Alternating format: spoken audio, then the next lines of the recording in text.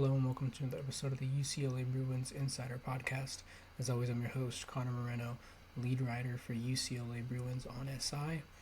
And today I thought we would talk a little bit about UCLA's coaching vacancy. There's been some big news, a little bit of rumblings about UCLA probably, dialing in on their next coaching hire. Obviously, there is 2 weeks left in the season. UCLA has one more home game, probably in the Rose Bowl forever. So I thought we would talk a little bit about kind of this coaching hire, and then if we have enough time, we'll go ahead and go into UCLA football's kind of last 2 games, kind of projecting them, looking at the opponents and whatnot. So yeah, without further ado, I think we should just get into it. So obviously, as we know, just a little bit of a background. UCLA starts the season 0-3, fired Deshaun Foster just a couple days after they lose to New Mexico 35-10, and then they make Tim Skipper the interim head coach. Now after 0-3, you have the Bruins go on a bye week, and then they play against Northwestern and they lose by 3 points. They didn't look the best that they have all season, but the defense finally started getting things clicking, because not only did Tim Skipper come along, but Kevin Coyle came along as well, and he's done wonders for UCLA's defense this season.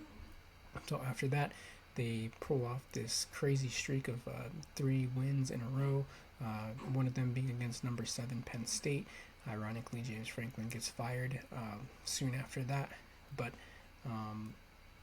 so now we're here, and there's been kind of names been throwing around ever since then, but also those names kind of made their way out of those conversations, just as all these other coaching vacancies opened up. And to be quite frank, UCLA's isn't the most isn't the best looking. It's not the most attractive coaching gig out there. Now that brings us to just a couple days ago, or just yesterday, James Franklin takes the Virginia Tech job. Now, why is that important? Because UCLA's top candidate, James Madison's Bob Chesney, Virginia Tech was one of those options. And now with that option going down, it's looking like Bob Chesney, the Bruins took one step forward to getting Bob Chesney on their coaching staff.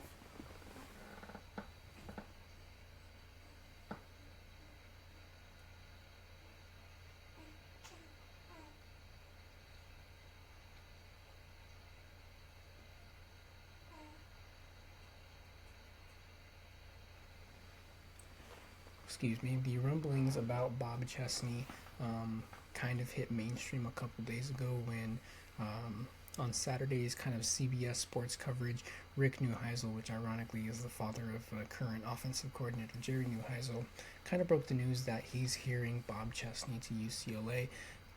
A lot of fans, a lot of analysts really think that Bob Chesney would be a home run hire for UCLA. I personally do not know too much about him, but people say he's from the Curt Cignetti mold. He's one of those program builders. JMU, they just reached the top 25. It's looking like he's doing a great job at James Madison. So the Bruins are pretty closing in, and I'm actually, right as I'm recording this right now, there are some kind of a little bit of rumblings on Twitter and on social media about Bob Chesney to UCLA kind of being finalized sooner rather than later. Now, I think that just given everything surrounding him, given the type of coach he is, or he appears to be in the research that I've done about him, he looks like probably UCLA's best shot at nailing the hire. You've had a whole bunch of names being thrown around. Even looking inwards, you have Tim Skipper, you have Jerry Neuheisel as potential candidates. Tim Skipper is going to be a head football coach.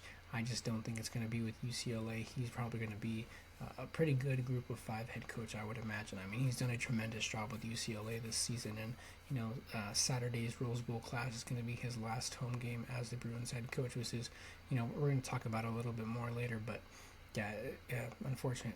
Jerry Neuheisel, not as much experience. I'm pretty sure that UCLA doesn't want to fall into the same trap they did with Deshaun Foster, just hiring an offensive coordinator with not even an offensive coordinator, sorry, hiring a position coach with no offensive coordinator experience or no coordinator experience whatsoever.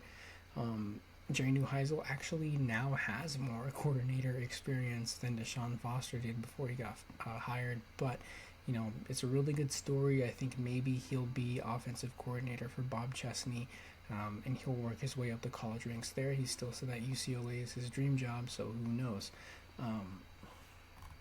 But as I was saying earlier, the James Franklin going to Virginia Tech, which by the way is a pretty massive move. It was the first domino to fall for UCLA. Bob Chesney and Virginia Tech was looking like a potential pairing. And now that James Franklin took the job, it kind of opens the door for UCLA to go full-fledged at Bob Chesney. The word of the day today is Bob Chesney.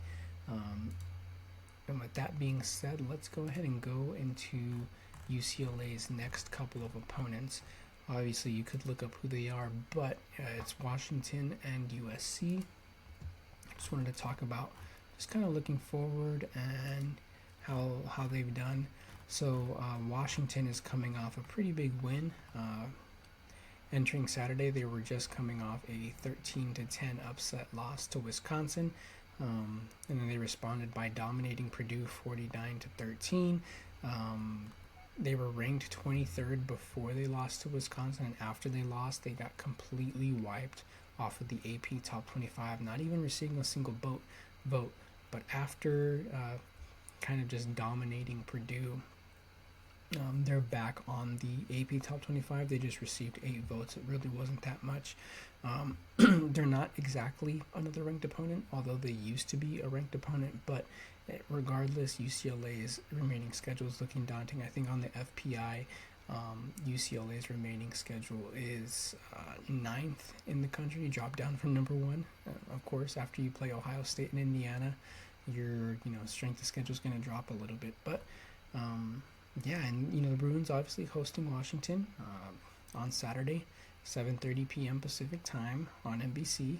Another nationally televised game for UCLA, probably because the storyline of the Rose Bowl right behind me. Probably going to be the last game that UCLA plays as a home game in the Rose Bowl. Not too sure about Nico Iamaleava's status. He's day-to-day right now. That's what Coach Skipper said today. But and moving forward, obviously, USC, one of the biggest winners of last college football week, came back against number 21 ranked Iowa, keeping their CFP hopes alive.